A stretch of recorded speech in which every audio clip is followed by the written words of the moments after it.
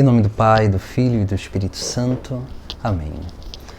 Hoje nós vamos falar sobre duas realidades. Como a gente já começou a falar dessas questões de extremos, né? Nós vamos falar sobre essas duas realidades que hoje se fala muito, né? O tradicionalismo e o progressismo, né? Essas duas coisas que podem gerar certas confusões no nosso interior, né? E é claro, na nossa consciência também, né? Então nós vemos esses dois grupos, né? Que são grupos que vivem brigando entre si, né? Vivem brigando entre si, e é claro, depois a gente vai trazer algumas realidades, né, também. Mas olha só que interessante, né? A gente precisa ter cuidado porque a igreja vive de tradição, né? Tradição, como a gente aprende na teologia, né? Tradição com T maiúsculo, né? O que significa isso? A palavra tradição, ela vem de transmitir. Então, quando a gente fala de tradição, a gente precisa ter esse cuidado e o quê? A igreja, ela vive de um depósito da fé que foi dado por Cristo aos apóstolos, e os apóstolos transmitiram isso aos seus discípulos, né? E essa tradição chegou até os nossos tempos. Da tradição antiga, nós recebemos o Novo Testamento, né? Assim, né? Porque antes de se escrever os textos sagrados, esses textos, aliás, esses ensinamentos, eles eram transmitidos de forma oral. Então, nós precisamos entender que tradição é uma transmissão, que começou de forma oral, né? De Jesus Cristo aos apóstolos, dos apóstolos aos seus discípulos, e depois depois de algum tempo, né? Como ali São Paulo nas suas cartas, né? Por volta do ano 50, o primeiro evangelho a ser escrito mais ou menos por volta do ano 65, o evangelho de São Marcos, né? Depois São Mateus e São Lucas, né, que escreve por volta entre 70 e 75, e São João, que é o último evangelho e os últimos escritos, né, da Sagrada Escritura. Então nós vemos aí que existe uma transmissão, né? Então, assim, o primeiro fruto da tradição é a Sagrada Escritura, né? A Sagrada Escritura, o Novo Testamento, né, da tradição da igreja. Depois nós vemos o quê, né? Os padres da igreja que vieram interpretando e dando um entendimento maior sobre aquilo que eles receberam, né, dos apóstolos, da tradição apostólica. E aí nós temos todo o desenvolvimento do magistério, e é claro, né, do magistério nós temos os documentos, as proclamações dogmáticas e tudo mais que nos ajudam a entender o quê? Aquilo que é o depósito da fé, né? Então, se nós olharmos bem, né, principalmente o Concílio Vaticano II, ele nos chama a atenção sobre um voltar às fontes, que infelizmente isso não aconteceu. Assim, não é que não aconteceu, aconteceu pouco, né? Tudo aquilo que o Concílio tentou fazer, né, por exemplo, nessa atualização da nossa vida, né, cristã, né, por exemplo, a questão da Sacrosanto Concílio, que é o documento sobre a liturgia, né? O primeiro documento a ser lançado do concílio, que colocou lá, né, essas novas regras litúrgicas, né? Como muitos dizem, né, a missa nova, né? Mas a missa do concílio, né? Então a ideia ali da igreja nessa época assim, né, de trazer, né, essa aproximação do ritual sagrado para que o povo pudesse participar de uma forma diferente. Não que o rito antigo não houvesse uma participação ativa, existia, mas era de forma diferente do povo. Mas assim, o concílio ele buscou o quê? Voltar às fontes, né? Perceber, né, e tentar, né, trazer o culto sagrado como era celebrado lá na primeira era cristã. Então esse foi o intuito do concílio, né? Voltar às fontes, como também na Lumen Gentium, né, que fala o que se bate muito na questão da santidade, né? A vocação particular e depois a vocação, né, universal. Assim, né, a vocação particular, que é a vocação matrimonial, a ordem e assim, né, os outros tipos de consagração e a vocação universal, que é a vocação à santidade. Isso é uma coisa que o concílio buscou. Por quê? Porque isso era o entendimento do povo antigo, dos primeiros cristãos lá na antiguidade. E o concílio ele tenta fazer justamente isso, né? Resgatar aquilo que é a essência da igreja, né? Só que os extremos, né? Por exemplo, o tradicionalismo, ele vai fazer o quê, né? Ele se apega tanto àquele rito, àquelas formas, que ele não se abre a um entendimento. Não estou falando que o rito é ruim, o rito... Não, o rito é... A gente não pode dizer que um rito é ruim. Não.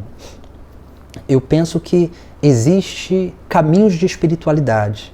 E se tem pessoas que se identificam com aquele rito, muito bom, beleza. Esse é o caminho de espiritualidade que se adequa a você. Mas isso não quer dizer que as pessoas que se adequam a um outro rito, aquele rito não serve, ou aquelas pessoas não servem. Não é assim que funciona a vida, né?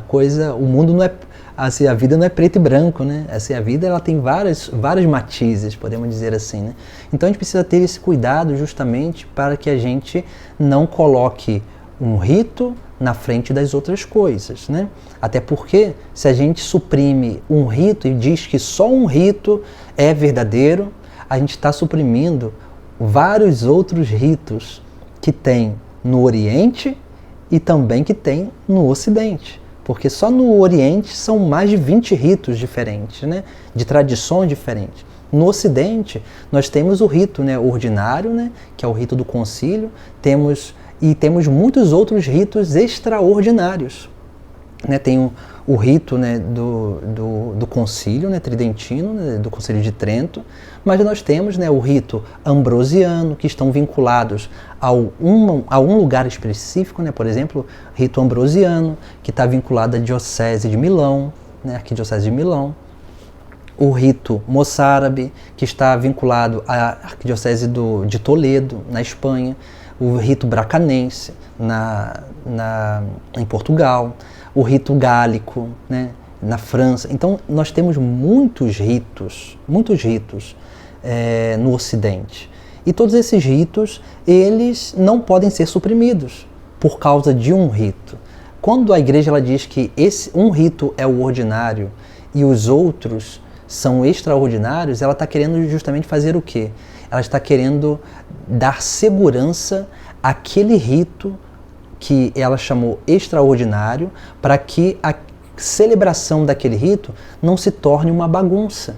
Porque senão esses ritos, sei lá, às vezes um sacerdote assim, que gosta de celebrar vários ritos, né? Então ele vai ficar aprendendo um monte de rito e daqui a pouco ele está celebrando um montão de coisa. Por isso que a igreja ela vincula às vezes esse rito a uma arquidiocese, um patriarcado ou alguma coisa assim. Para quê? Para dar segurança àquele rito, para que não se perca a sua essência. Porque a gente sabe como que é o ser humano, né? O ser humano ele tem uma criatividade selvagem que é terrível. Por quê? Porque ele pega uma coisa e ele começa a inventar coisas dentro do rito. É isso que acontece no extremo oposto, muitas vezes, né? Porque o concílio simplificou a forma do rito. Para quê? Para que pudesse dar um entendimento maior, né, das pessoas, do que estava acontecendo, a oração na língua vernácula, aquela realidade de uma participação maior do leigo, né, dentro, né, da vida ministerial. A igreja possibilitou isso, porque era isso que acontecia na antiguidade.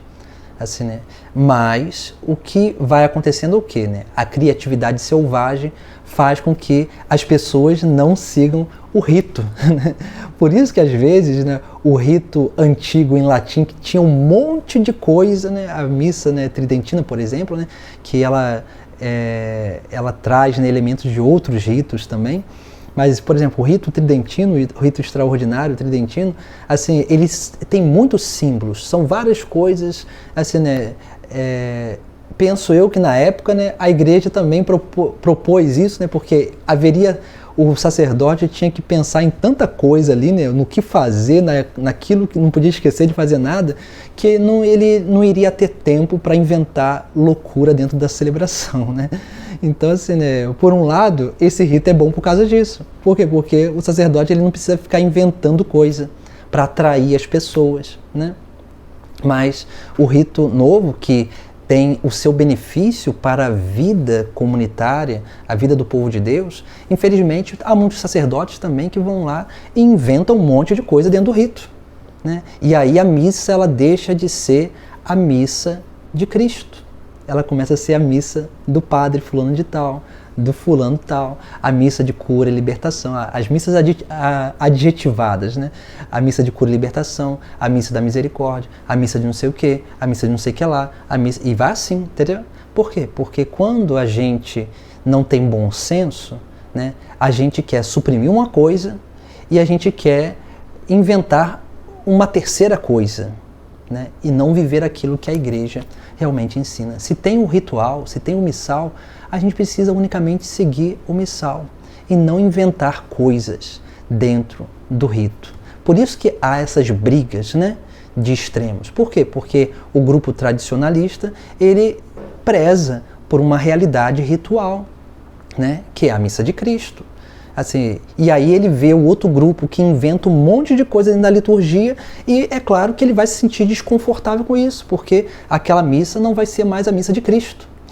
E o outro lado, né, que quer inventar coisas dentro da missa, que quer uma missa muito animada, que quer uma missa não sei o que, uma missa não sei o que lá, e aí gosta, mas eu senti tão bem naquela missa, porque aquele padre, eu gosto tanto da missa daquele padre, já começou a desordenar. Por quê? Porque a missa já deixa de ser de Cristo e começa a ser de uma pessoa, ou então de uma intenção específica. E isso é muito perigoso dentro da igreja, né? Por isso que a gente tem um ritual, por isso que a gente precisa viver nesse equilíbrio, né? Entender, né, que às vezes assim, né, a gente precisa entender justamente essa realidade. Às vezes um grupo que critica o outro, ele na verdade ele está vendo um problema no outro e não está reagindo àquele extremo, porque assim os extremos eles se reagem entre si, né? Reagem entre si. É igual a vida da igreja, né? Se a gente olhar na história da igreja, sempre quando teve uma heresia, vieram pessoas para combater essa heresia. E assim é a história da igreja, porque a igreja ela está no mundo, ela está na história, e aonde tem ser humano tem problema.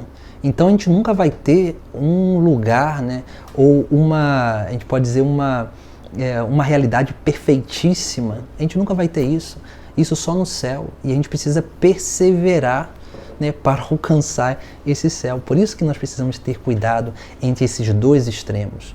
Não tem problema nenhum em você gostar do rito antigo. É só um caminho de espiritualidade. Não tem problema nenhum em você gostar do rito novo. É só um caminho de espiritualidade, entende?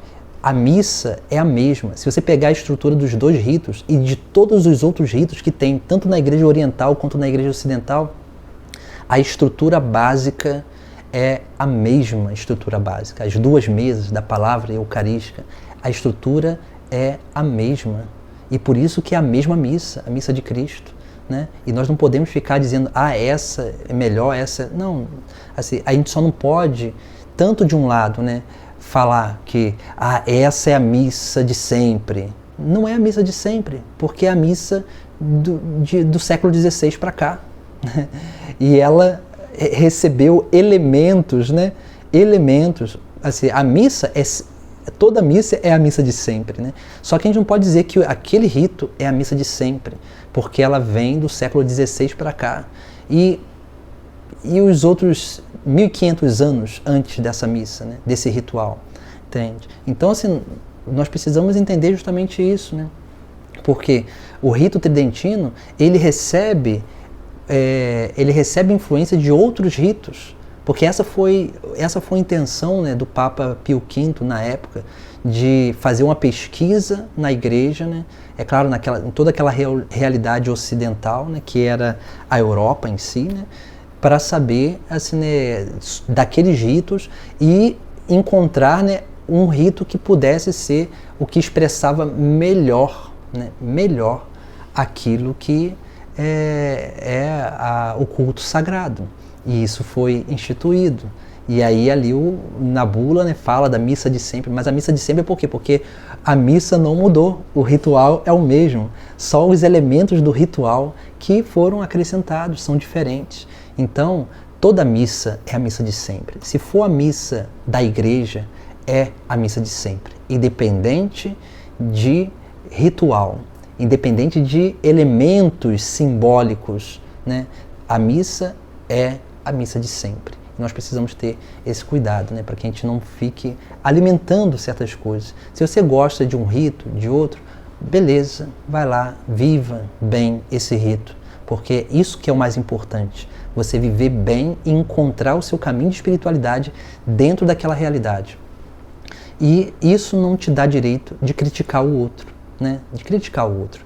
Eu entendo profundamente às vezes as críticas, justamente por isso, porque na outra missa, como é um rito muito mais simplificado, infelizmente, há sacerdotes também que começam a inventar um monte de coisa dentro da missa. E isso causa realmente desconforto para muitos, causa talvez revolta para muitos. Eu entendo tudo isso, mas a gente precisa ter esse cuidado para manter o bom senso e o equilíbrio nesse caminho, né, que nós precisamos seguir. Então, que a gente possa, né, aí ter um olhar mais caridoso, né, e mais amplo sobre esta realidade, né, entre esses extremos, né, tradicionalismo e progressismo, né. As duas coisas se tocam, né.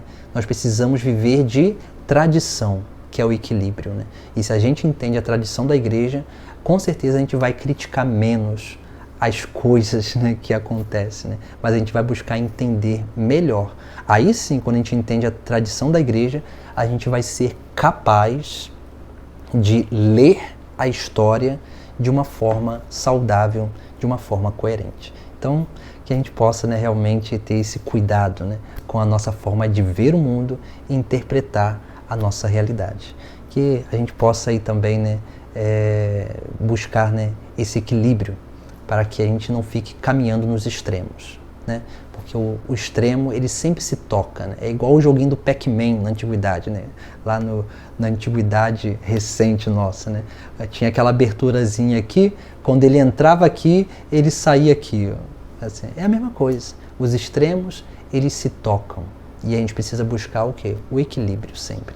Que Deus nos abençoe a realmente ter esse bom senso, para que a gente possa ter uma vida mais madura e equilibrada. Em nome do Pai, do Filho e do Espírito Santo. Amém.